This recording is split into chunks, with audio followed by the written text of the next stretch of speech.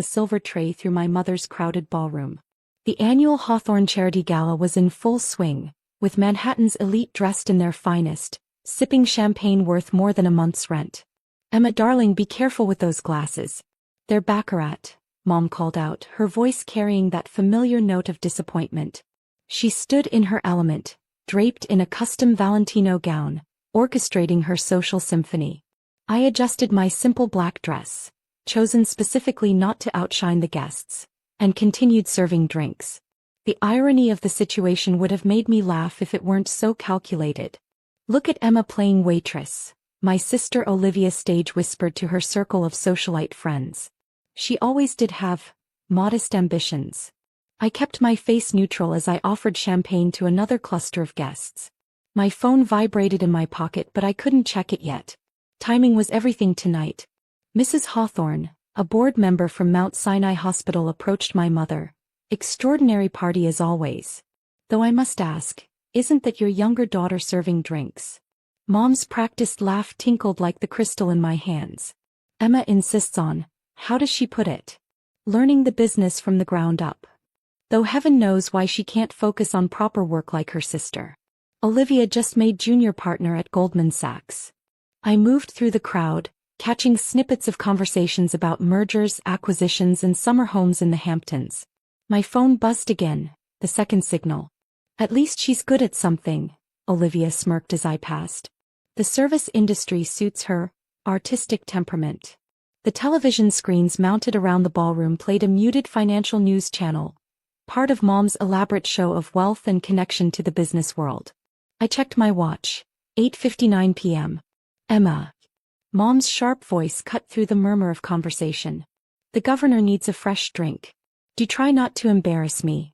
I made my way to the governor, who barely glanced at me as he handed over his empty glass.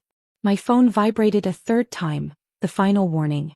"You know," Olivia's voice rose deliberately, "some people are just meant for simpler things.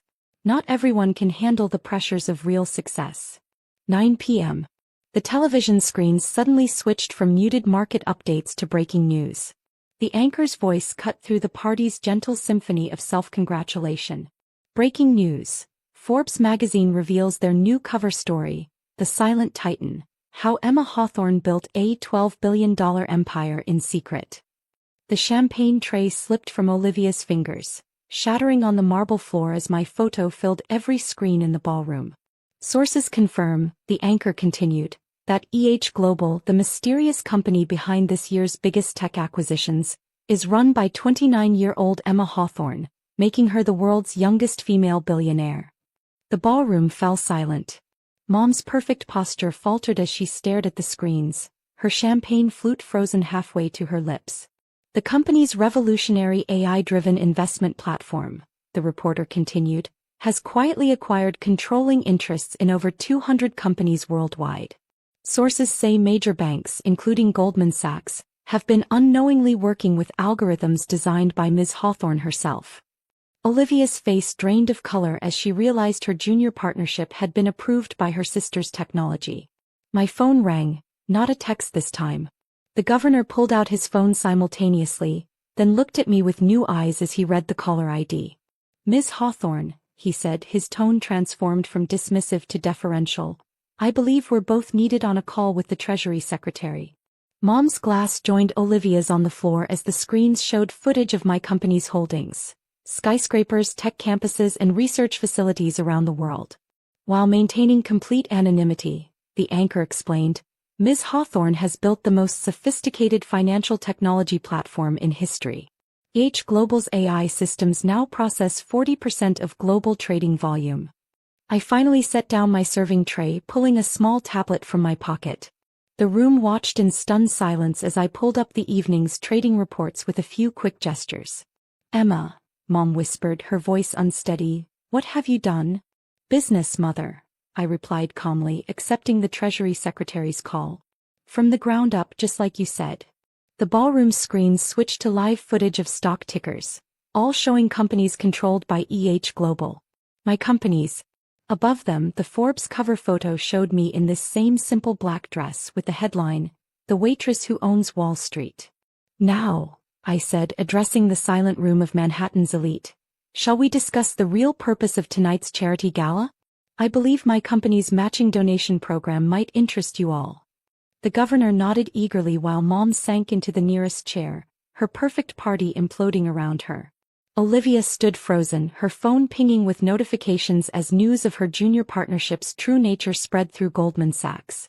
I smiled, stepping away to take the Treasury Secretary's call. Behind me, I could hear the whispers beginning, the power dynamics of the room shifting like tectonic plates. The night was still young and I had an empire to run. The next 30 minutes transformed my mother's carefully orchestrated gala into barely controlled chaos. Wall Street executives who had ignored me all evening now hovered anxiously, their phones buzzing with urgent messages from their boards. The Treasury Secretary sends his regards, I said, ending the call.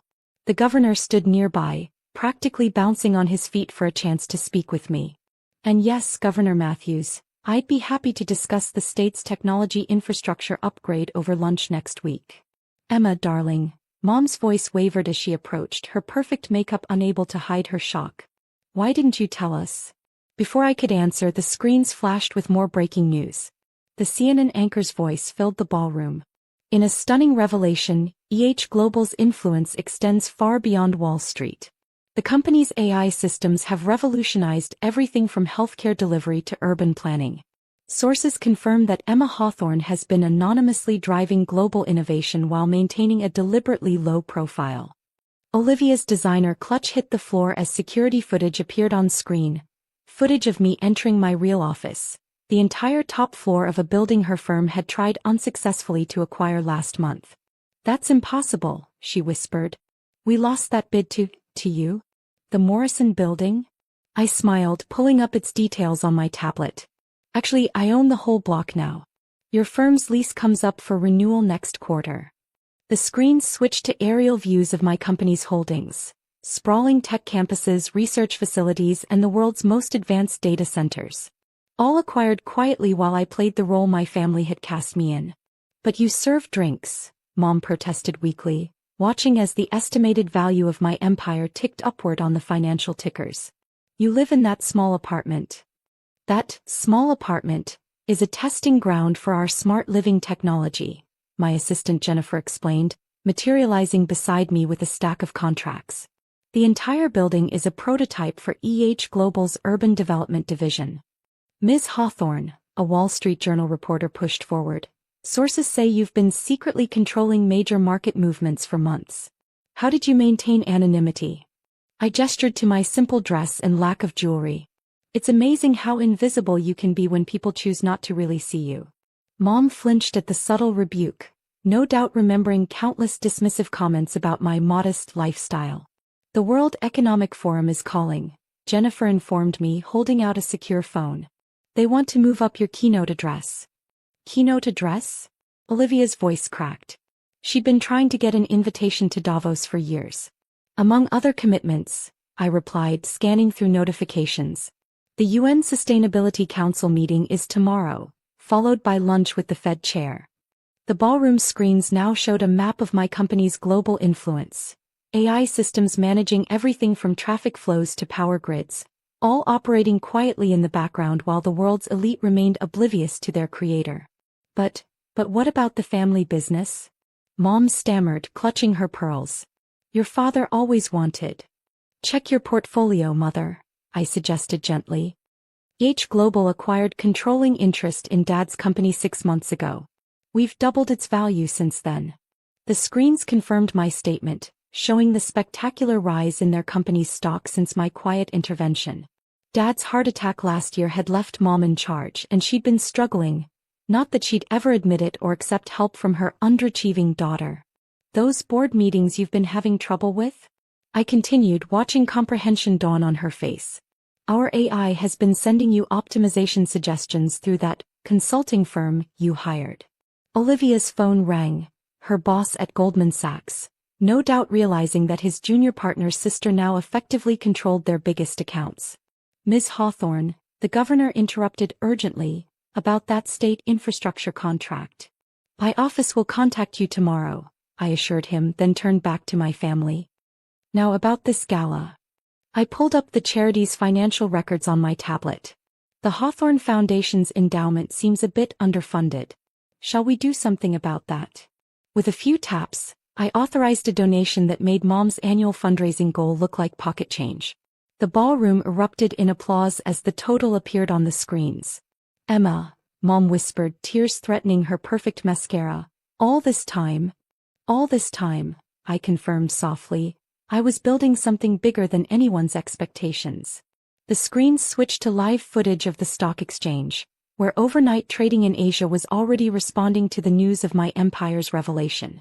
Another fortune made while the party's guests watched in stunned silence. Now, I said, straightening my simple dress, I believe I have some drinks to serve. After all, appearances must be maintained. I picked up my serving tray once more, but now every guest watched with new understanding as Manhattan's most powerful woman played waitress at her mother's party.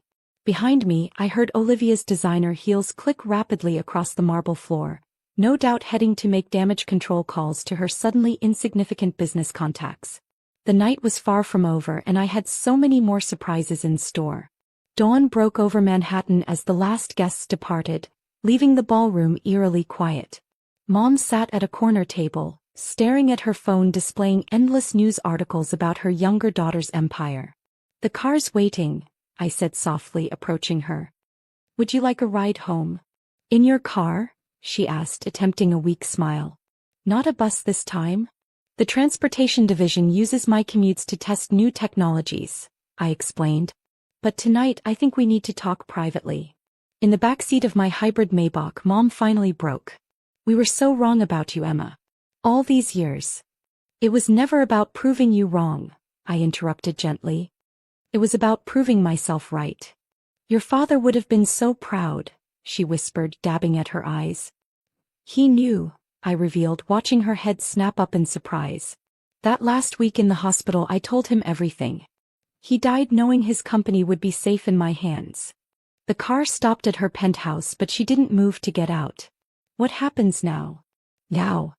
I smiled, showing her the morning's headlines on my tablet. Now we build something together. The Hawthorne Foundation has potential, but it needs vision. Real impact, not just society parties. You want to work with me? After how we treated you? Family is family, I said simply. Besides, Olivia's going to need a new job after Goldman realizes her division's been made obsolete by my AI. Mom actually laughed. A real laugh, not her society tinkle. You're terrible. I'm efficient, I corrected. Speaking of which, there's a board meeting at 9. Your company's board, technically my company's board now. Care to join me? She straightened her shoulders, years of business instincts kicking in. Will I need to serve drinks? No, Mother, I smiled, helping her out of the car. But I hear the view from my office is better than the country clubs. As we rode up to my penthouse office, Mom asked one final question. Why tonight? Why reveal everything at my gala? Because, I said, watching the sun rise over my city, sometimes the best success stories begin with a shattered champagne glass and a mother's realization that her daughter was never serving drinks, she was serving a vision.